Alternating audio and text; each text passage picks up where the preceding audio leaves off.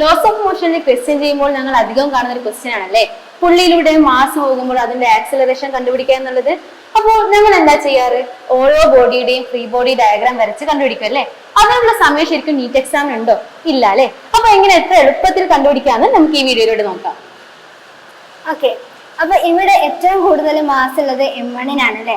അപ്പൊ ആക്സിലറേഷൻ എങ്ങോട്ടേക്ക് ആയിരിക്കും? താഴത്തേക്കായിരിക്കും. കാരണം എന്ന് വെച്ചാൽ മാസ് കൂടുതൽ ഇവിടെ ആയതുകൊണ്ട് ഇത് താഴേക്ക് വരാനാണ് ചാൻസ്.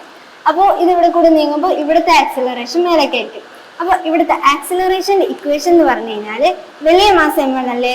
നമുക്കറിയാം F = ma ആണെന്നുള്ളത്. അതായത് acceleration = force by mass.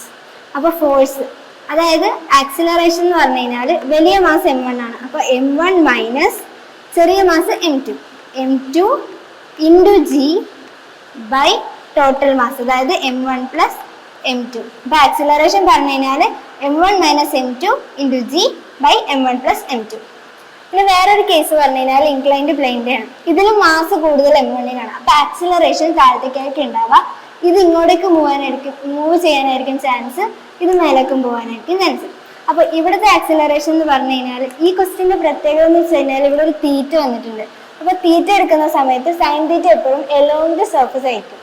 Okay, അപ്പൊ ഇവിടെ M2 G സൈൻ തീറ്റ എന്നാ വരിക, എലോങ് ദി സർഫസ്. ഓക്കെ, ഇനി ആക്സിലറേഷൻ = M1, ഏറ്റവും കൂടുതൽ മാസ് അതാണ്. അപ്പോൾ M1 ഇൻറ്റു G minus M2G sine theta, M2G sine theta minus ഏറ്റവും കുറവ് M3K, അപ്പോൾ M3G by total mass M1 plus M2 plus M3. പിന്നെ മനസ്സിലായെന്ന് വിചാരിക്കുന്നു. Acceleration = force by mass. അറിയാവുന്ന ആ ഒരു ബേസിക് ഇക്വേഷനിലാണ് നമ്മളിത് കണ്ടുപിടിച്ചെടുത്തത്. അപ്പൊ ഇതേപോലെ ടെൻഷൻ കണ്ടുപിടിക്കാൻ പറ്റുമോ? അപ്പൊ അതിനുള്ള ഉത്തരമായി ഞങ്ങൾ അടുത്ത ക്ലാസ്സിൽ വരുന്നതാണ്.